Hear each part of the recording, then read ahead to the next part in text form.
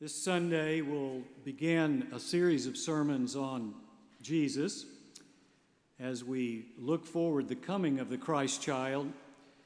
I want to do a series from the letter to the Hebrews on different ways of looking at Jesus. So this is a kind of a Christological analysis of our Lord. Christology is the study of Christ, and there is no way that you can go deep enough. But we're going to take a deep dive for these next 4 weeks, and it begins with this passage in the first chapter to the letter to the Hebrews. It's actually the whole chapter, verses 1 through 14. I want you to listen to how rich the theology is here, because it's way more than you traditionally get in the Gospels, except for the Gospel of John.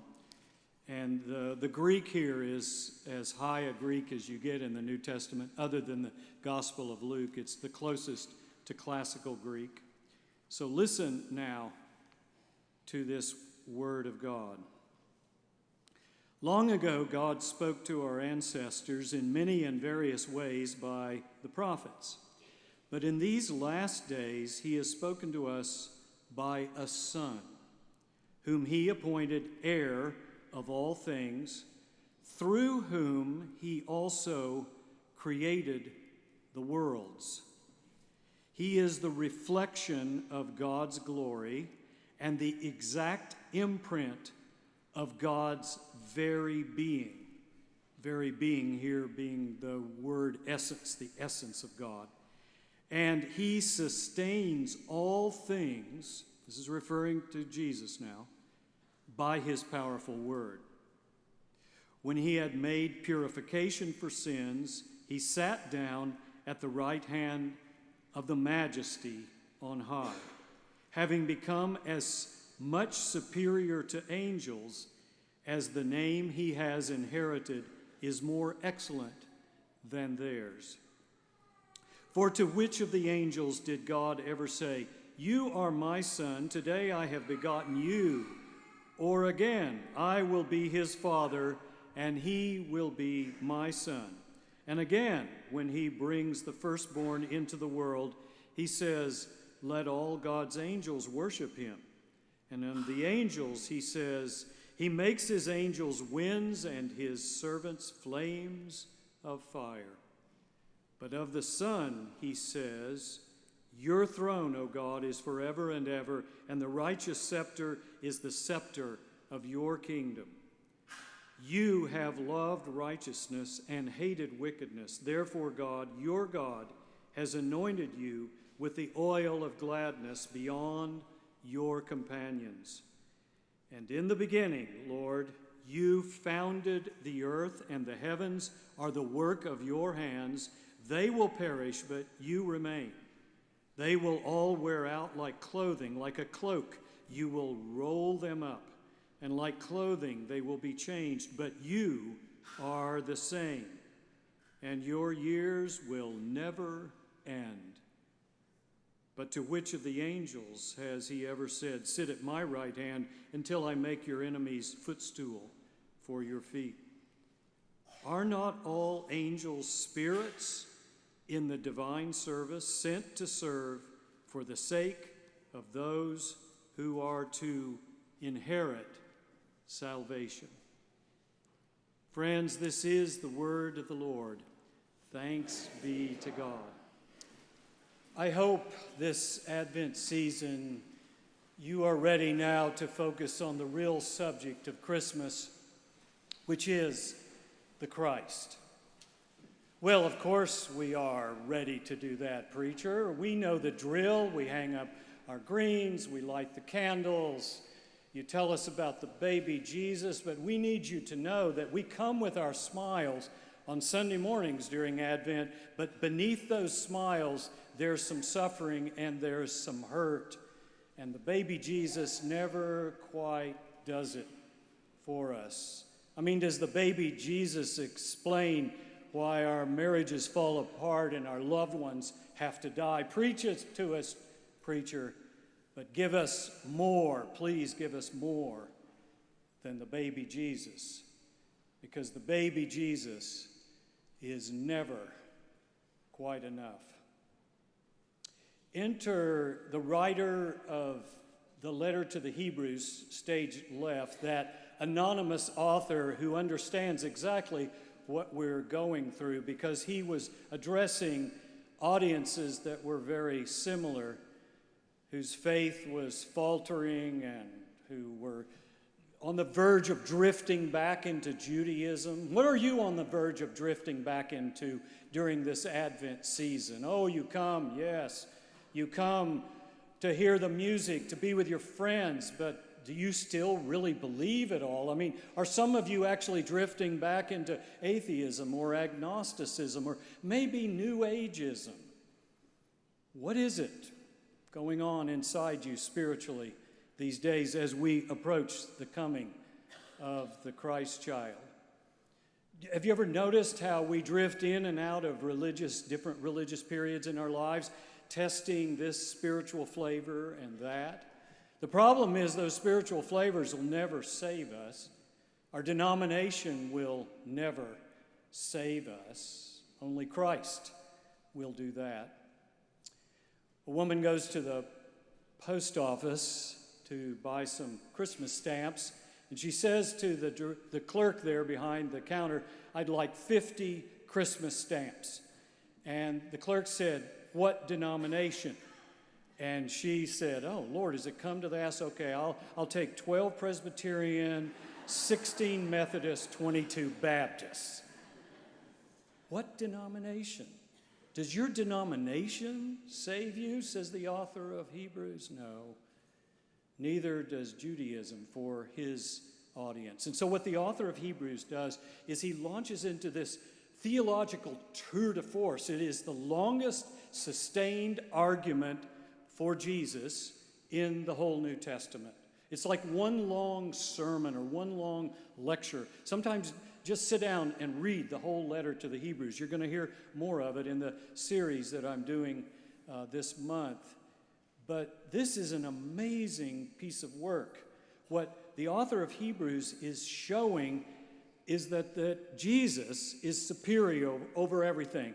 Superior over Judaism, to be sure, but let me say early on that the author of Hebrews is not putting Judaism down, not wanting to get rid of Judaism. That's the Marcionite heresy. One of the early church fathers named Marcion who said, we don't need the Old Testament. Forget about the Hebrew Bible. Let's just focus on the New Testament. We don't need all those bloody battles and all that old stuff, that old angry God. No, just keep us with the New Testament. And there are false teachers and preachers who believe that today. Marcion was excommunicated. He was kicked out because he believed that. And the Marcionites had to leave the church because they believed only in reading the New Testament. You see, we need to understand what Paul Tillich reminded us of, and that is, you cannot be a good Christian unless you are first a good Jew. You cannot understand what Christ is about unless you have first walked in the footsteps of Abraham and Sarah and Moses and David. I agree with the author of Hebrews who says that Jesus is superior over Judaism, but he's not getting rid of Judaism. He understands it as the foundation of our faith, the true religion that we believe. I believe this because I love reading Torah, and I have many good Jewish friends. As you know, if you've looked, tonight is the beginning of Hanukkah, and it will go from tonight through December 10th, Monday evening. I love the Jewish faith. I think it's wonderful.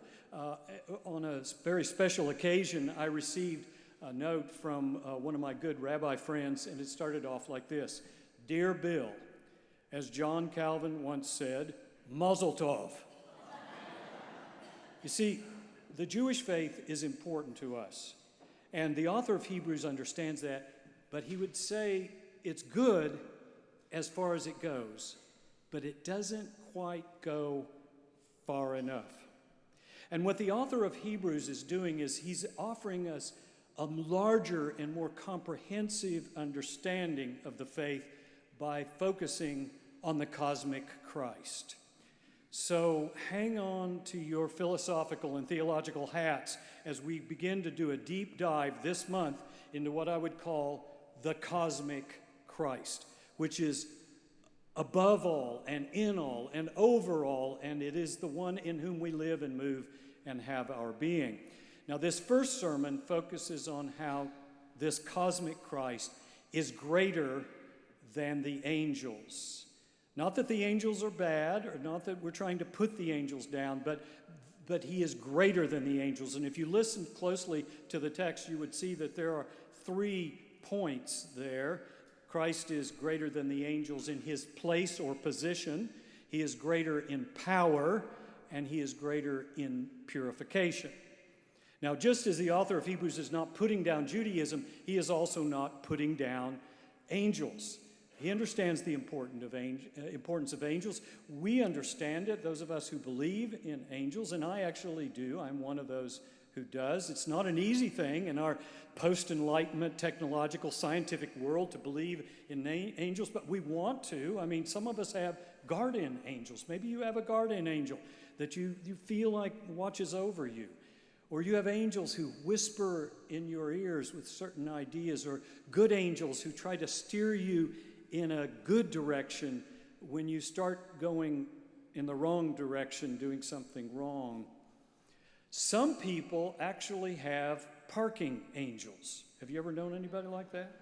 I knew somebody like that, had a parking angel. And we would drive around and come on, park. And then, sure enough, there'd be a place. This actually happened to me last night. Jane and I were out with a couple, and we went to an event, and they were driving around. Oh, are we ever going to find anything? I said, oh, there it is. And we pulled in, and I said, thank you, parking angel. I mean, we need to think seriously about the fact that there are angels. And the author of Hebrews is saying this, but the author of Hebrews is going further. He's saying, as good as angels are, and they bring the divine service to help those of us who are inheriting salvation. That was the last verse of this passage. As good as they are, Christ provides so much more, so much more. So that is that first point, that Christ is more than the angels. Christ is greater than the angels because of his place. He is both higher than the angels in his exaltation, and he is lower than the angels in his incarnation, but then again, he is higher than the angels in his ascension toward the end of his life. Hang with me now. Stay with me, because there's some deep Christology here. Christ is the anointed one. He is the Messiah. The author of Hebrews says he is the reflection, the pure reflection of God's glory. The word here is doxa. We get doxology from that. He is the exact imprint of God. He is the radiance. That's one of the Greek words used here. He's the radiance of God. And another way to look at it would be, you and I are created imago Dei, right? In the image of God. Well, Christ is the truest image of God. So if you want to know who God is, what God is like, look at Christ. And one theologian used this analogy. He said it was like the sun's rays are related to the sun. Jesus is like the sun. No, Jesus is the sun. And he is the character of God. That word is actually used in Greek, character. He is the character of God, and of God's what? God's essence, God's hypostasis, the actual essence and substance of God. And I use the word substance here in a very technical, philosophical sense. It is the true essence of who God is in heaven. If you want to see God, look at Jesus. We talked about this in the Bible study this last week. You look at the cross and you say, there is the Son of God. Yes, and that is correct. It's a correct theological way to describe it. However, it's more than that, because when you look at Jesus on the cross, there is God. Not just the Son of God. There is God on the cross. Hidden in Christ, we see the true nature of God as God is in heaven. Let me try to make this plainer. I'm seeing some glazed eyes now as if I were lecturing in a seminary class. Let me use a very simple example. We see many common, ordinary things in our lives, right? And often hidden in them is something more. For example, I was reading in a church newspaper, not ours, but in another church newspaper, a little snippet about a church member who came to church one Sunday morning with a check for the local soup kitchen. But the story went on to say the check was actually because he had lost a bet on the Ohio State-Michigan game, and the other person said, if I win, you're going to give it to the soup kitchen. So on the surface, staying with me now? On the surface, this was just a check for the local soup kitchen, but it was so much more. And on the surface, there is Jesus, baby Jesus, there's Jesus going around preaching, teaching, healing people. But deeper is the wagering, betting God who bet on humanity to do the right thing, and we kept messing up all through history, all through the history of the people of God. We kept messing up, and so God sent God's prophets, God sent God's angels, and we never quite got the point, so God sent God's own Son, which of course means, if you understand the author of Hebrews, deep, high Christology, that God in person, came in person, in Jesus. And when you see that, then you begin to understand why he is so much greater than the angels. So that's the first point. The second and third are much shorter. The second one is that he is greater than the angels in power, not just in place or position, but in his power. And the word dunamis is used here in Greek. We get the word dynamic from that. It's a great word for power.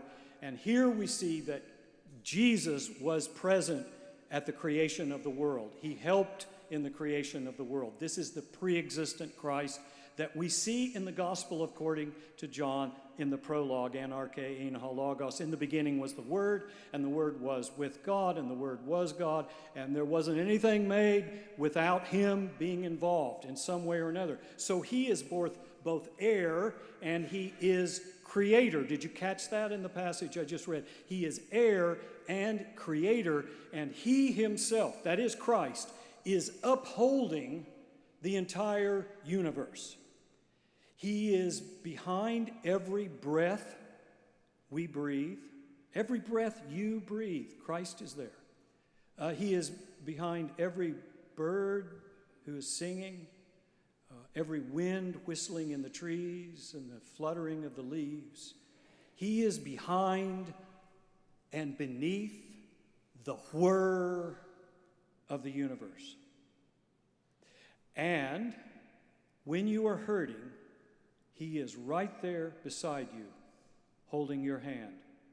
When you think you can't take it anymore, Christ is right there with you, wherever you are. Christ laid the foundations of the world. Christ knew you before you were formed in the womb. Christ knew you before you were born. Christ knows you every moment, and Christ will be with you all the way into eternity.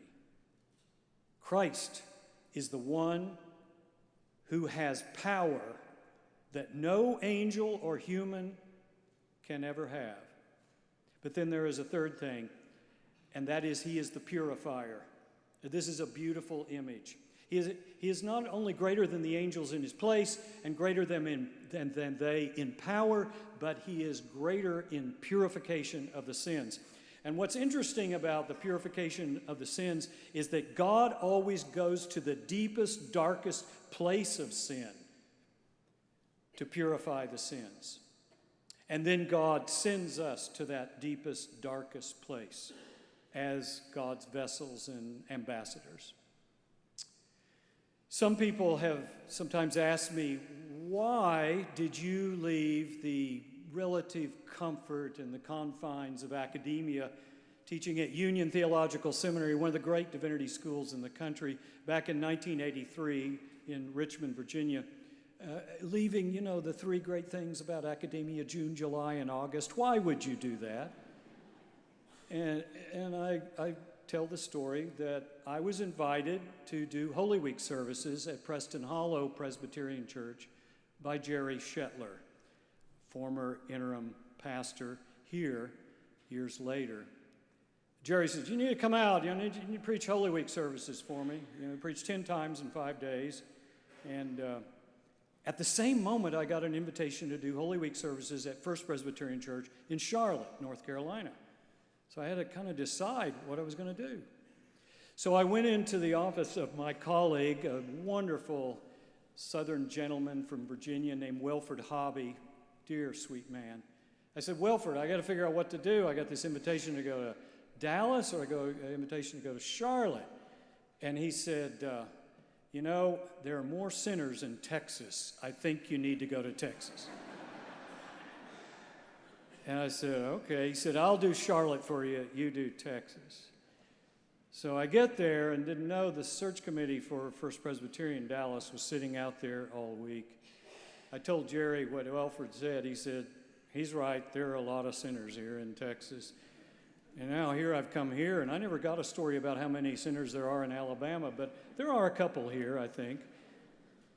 You see, Christ is the one who goes to the deepest, darkest place to deal with the sin there.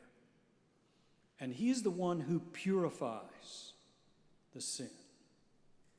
It doesn't matter how good you think you are. Mahatma Gandhi, Mother Teresa, I don't care who you are. Everyone's got some sin. We're all sinners. Let the one who is without sin cast the first stone, said Jesus. No, we're all sinners. Every single one of us. And what he is doing is purifying that sin and giving us a new start. The convicted murderer says, God, I hope I won't be remembered by the worst thing I did in my life. Think about yourself this morning. What's the worst thing you've ever done? You know what it is. Maybe only you and God know. Maybe it's been eating at you for a long time. Just open yourself to Jesus today and let it go. It's time to just, whatever it is, I don't care what it is, just let it go.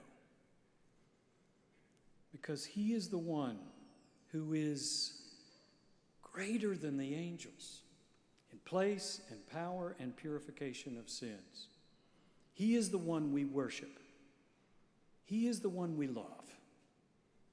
He is the one we serve.